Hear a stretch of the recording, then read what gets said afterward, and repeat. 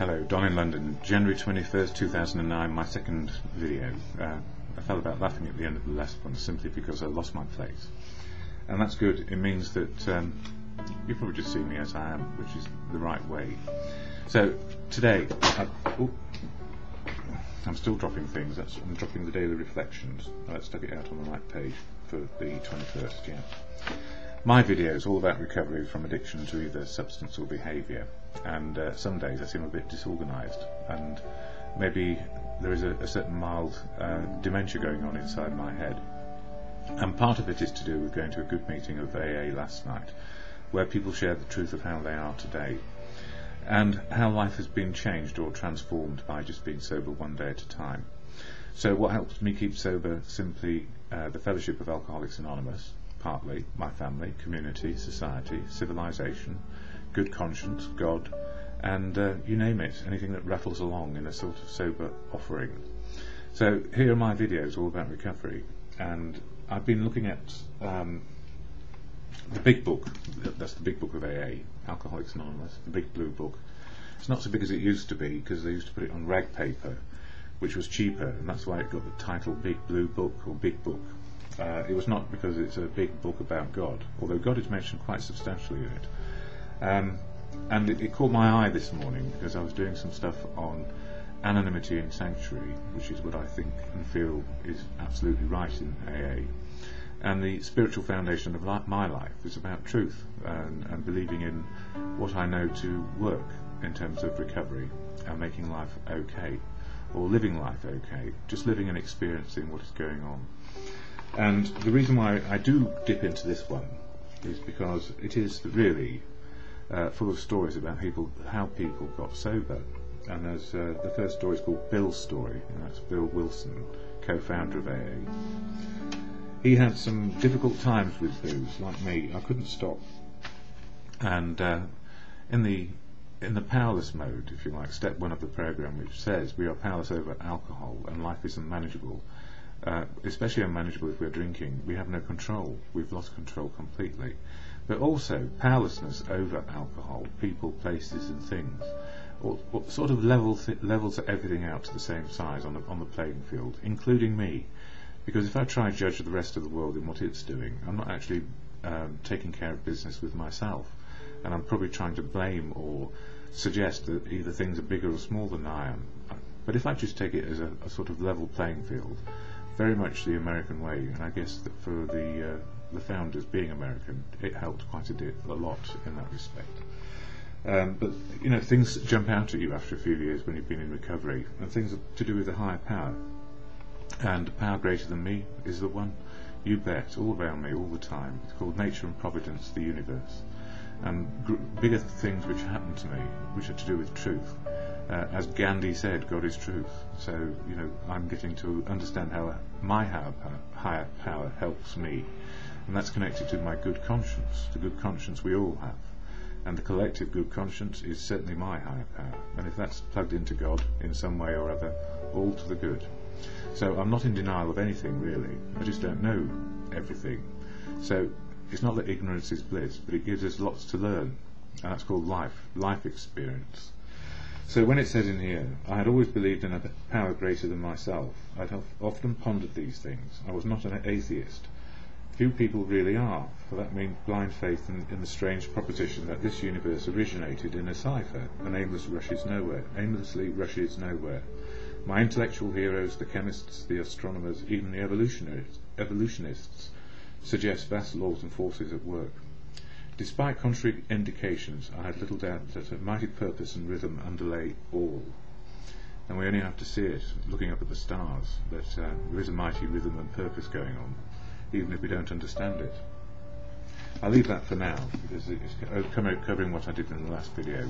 And I am disorganised this morning, and I haven't shared the AA preamble, which is said at every meeting, but I'm going to share it again just because I feel it slows me down into this one moment of now. Alcoholics Anonymous is a fellowship of men and women who share their experience, strength and hope with each other, that they may solve their common problem and help others to recover from alcoholism. The only requirement for membership is a desire to stop drinking. There are no dues or fees for AA membership. We are self-supporting through our own contributions. AA is not allied with any sect, denomination, politics, organisation or institution. It does not wish to engage in any controversy, neither endorses nor opposes any causes. Our primary purpose is to stay sober and help other alcoholics to achieve sobriety. And sobriety comes in three parts for me: emotional, spiritual and physical. And I'm very glad that I go to AA meetings, otherwise I won't be doing these videos. I'd be, I don't know what I'd be. That doesn't matter, it's where I am today which counts. So I'm feeling okay with a big gap, and that's fine. And then in this book, Daily Reflections, which is part of what keeps me going on a daily basis and gives me something to think about. The member talks to the newcomer. Yeah, you don't want to stalk newcomers, you'll be in trouble. The member talks to the newcomer, not in a spirit of power, but in a spirit of humility and weakness. And humility and weakness, really, humility is just being same-sized and not trying to push things down other people's throats, nor being codependent on them where they have power over you. And weakness, I would actually use the word vulnerability. As the days pass in AA, I ask God, in my case good conscience, which may be connected to God, to guide my thoughts and the words that I speak. Excuse me. In this labour of continuous participation in the fellowship, I have numerous opportunities to speak, so I frequently ask God, through my good conscience in my case, to help me watch over my thoughts and my words, that they may be the true and proper reflections of our programme, to focus my aspirations once again to seek His guidance, or the guidance of good conscience in my case, and in many people's too, but I can't speak for them, I only speak for me. To help me truly be kind and loving, helping and healing, yet always filled with humility and free from any trace of arrogance. And I suppose arrogance is also vanity. Today I may very well have to deal with the disagreeable attitudes or utterances, the typical stop-in-trade attitude of the still suffering alcoholic. If this should happen, I will take a moment to centre myself in God or good conscience, so that I will be able to respond from a perspective of composure, strength and sensibility. That's not a tall order, is it? And, in the end it's not a tall order, because what we need to do is find a way to actually express ourselves and share the message. And I'm not sure I'm that well at the moment, actually. I may have to go and check my blood sugars in a few moments. So, coming on to As Bill Sees It, this one. Can we choose? We must never be blinded by the futile philosophy that we are just the hapless victims of our inheritance, our life experience and of our surroundings, that these are the sole forces that make our decisions for us. This is not the road to freedom. We have to believe that we can really choose. And for me, in that statement, in that paragraph, choice. I'm powerless over people, places, things, alcohol, and life can get very unmanageable, but I can be careful in my choices and negotiate where I am and where my boundaries are. As active alcoholics, we lost our ability to choose whether we would drink. We were the victims of a compulsion which seemed to decree that we must go on with our own destruction. Yet we finally did make choices that brought about our recovery. We came to believe that alone we were powerless over alcohol. This was surely a choice, and a most difficult one.